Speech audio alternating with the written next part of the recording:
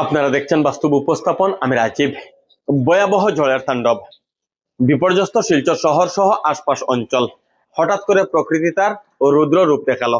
চৈত্রের অকাল ঝড়ে শিলচর শহর সহ আশপাশ অঞ্চলে ব্যাপক ক্ষতি সাধিত হয়েছে। ব্যাহত স্বাভাবিক জনজীবন। ঝড়ের তাণ্ডবে বেশ কিছু জায়গায় বড় বড় গাছ উপড়ে পড়ার খবর পাওয়া গিয়েছে। সড়কের উপর গাছ উপড়ে পড়ায় যান চলাচল ব্যাহত হয়েছে। বহু যানবাহন রাস্তায় আটকে পড়ার খবর পাওয়া যায়। ঝড়ের তাণ্ডবে বিদ্যুতের খুঁটি ভেঙে পড়েছে, তার ছিঁড়ে যাওয়ায় বিদ্যুৎ বিচ্ছিন্ন হয়ে পড়েছে বহু এলাকা।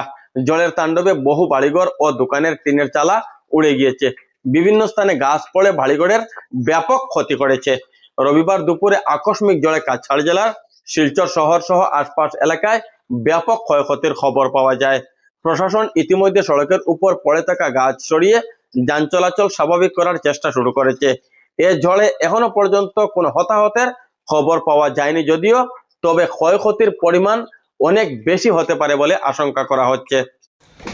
আমরা বরজুরায় তো জুড়ে তুফান আইছে, লগে ভূমিকম্প আসলো, মানুষের সব ঘর ভাঙ্গিয়া গাছ ভাঙ্গিয়া ঘরের উপরে পড়ছে। মানুষ অবশ্য কিছু হয়েছে না, বাঁচানি গেছে মানুষ, কিন্তু কন্ডিশন বড় খারাপ। সব ঘরের একটা ফ্যামিলির কন্ডিশন ভালো না। সব কাপড় চুপড়, মানুষের ঘরের জিনিস বর্তন সব নিচে গিয়া তুফানে। কারেন্টের তার, কারেন্টের গুটি পড়ছে। হালকা কন্ডিশন খুব খারাপ, খুবই খারাপ। আর যেত দোকান, ওই দেখো দোকানের উপরে গাছ পড়ছে, পড়িয়া সব মাল উল সব তুফানে উড়াইয়া লইয়া গেছে গিয়া। সব টিন চাল উল নাই, অত বড় গাছ পড়ছে, মানুষ বাঁচিছে ওটাও আল্লাহর কাছে শুক্রিয়া। গ্রাম বরজুরাই পুরা গ্রাম, সবের ঘর বাড়ি দোকান বেতকান্দি বরজুরাই পুরা এটা মানে কিতা কইতাম, দেখো অবস্থা নাই। পুরা এটা খুঁটি, কারেন্টের খুঁটি, গাছ দোকান ঘর সব খারাপ, সব শেষ। টিন উন কিছু রাখছে না, সব টিন শেষ। দেখো না, দেখাও ওদিকে দেখাও, সব গাছ দোকান সব মানুষের কি কন্ডিশন।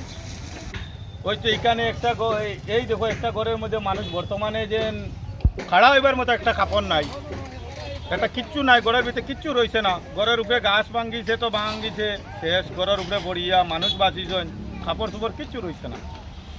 কন্ডিশন খুবই খারাপ। হেল্প করলে দেখলে ভালো হইব। গরিবজনের কাছে আমরা দাবি জানাইলাম এটা, প্রশাসনে যদি একটু দেখে না তো কীরকম হইব। এখন কন্ডিশন, এখন যে বিপদ আইছে, বিপদের মাঝে আমরা গ্রামের মানুষই তো মানুষ বাঁচাইছি যা কন্ডিশনে। এখন এরা তো ঘরের কিছু রয়েছে না, দোকানের কিছু রয়েছে না, তো একটু প্রশাসনে দেখতো একটু। করতে পারছি না যে মানে কোথায় দাঁড়াবো। তো দেখলাম এখানে একটু শেল্টারের মতো আছে, তো স্কুটিটাকে সাইড করে দাঁড়িয়েছিলাম। তারপর দেখলাম বৃষ্টি বাড়ছে, বৃষ্টি বাড়তে বাড়তেই মানে দেখলাম বোটটা একদম তুফানে আমার উপর পড়ে যাচ্ছে। পড়তে পড়তে গাছটাও ভেঙে মানে পড়ে গেছে। আমি আর মানে ওই সময় পুরো ব্ল্যাঙ্ক হয়ে গেছে, দৌড়ানোর জায়গা নেই। ওই সাইড যে জায়গাটা দেখা যাচ্ছে ওইখানে আমি দাঁড়িয়ে, আমার সঙ্গে আরেকজন লোকও ছিলেন, তো আমরা দুজনে ওইখানে ছিলাম। আপনাদের তো কিছু হয় নাই না? না না না। আচ্ছা, আপনার বাসা কোথায়? আমার বাসায় সোনাই রোড সড়ক। নামটা? আমার নাম মিঠুন পাল।